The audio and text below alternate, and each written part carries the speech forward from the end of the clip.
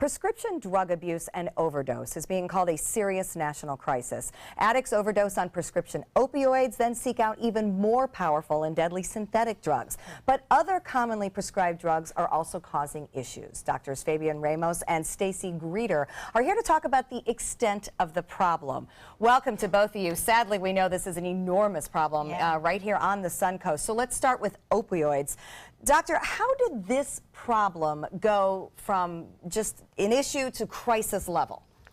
Well, in the early 90s, we doctors and the society detected the need to treat seniors that wanted to live a better life without restrictions and without pain. So in the early 90s, we had declared the decade of pain, of the fifth vital sign, pain. And with that scientific base, we decided to expand the coverage, and we became very liberal.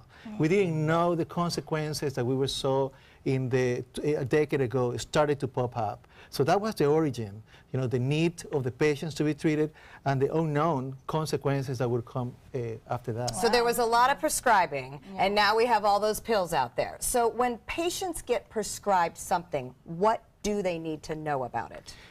Education of the patient, to me, is the main focus to control the crisis. The patient needs to be involved in their own care. If you know the consequences that you are going to have or may have, you're more willing to restrict a little bit more in order to control the need. And the doctor needs to be educated. We need programs. We need the resources of the media and the society to promote these programs. We need to use the prescription drug monitoring programs, better systems to dispose unused medications. And I might not know that I'm taking this because my back is killing me, but I'm going to end up relying on it, and then the problem begins. Yeah, so it does make sense. How do you transition from that to the point where you say, okay, well, I know this is an addictive drug, but I need it because my pain is so severe. What do you do then? Well, there is a connection between the opioid system in the brain and the limbic system, which is a reward zone. And you may be predisposed to click that system genetically faster than others. And you may not know, you may get there.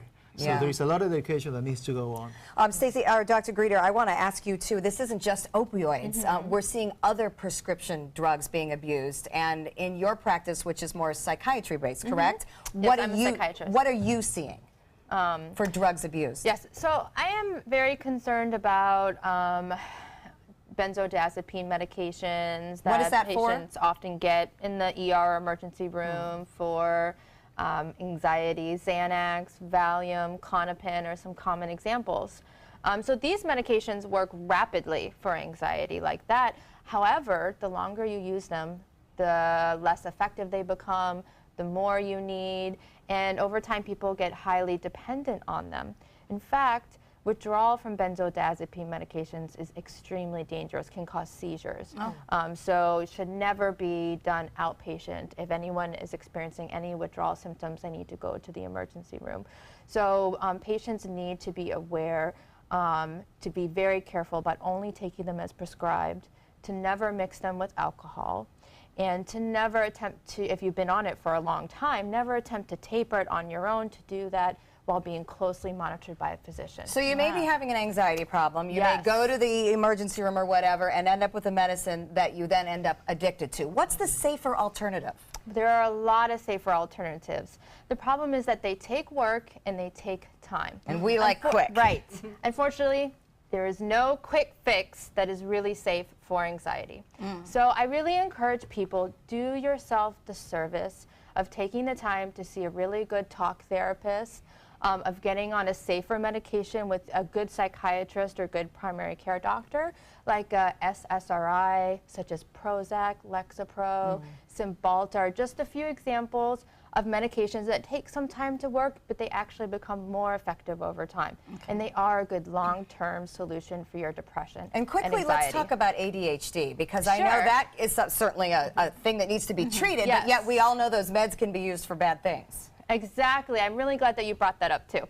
So ADHD is a very real brain disorder, and proper treatment for ADHD is life-changing. Stimulant medication, which is the first line, we go to it first, treatment for ADHD, is safe and non-addictive when taken properly. In fact, kids with ADHD will often stop their medication on the weekend or non-school days. They don't experience a withdrawal. However, some people take the medication and crush it up and snort it or inject it, which is of course very unsafe, in order to get high.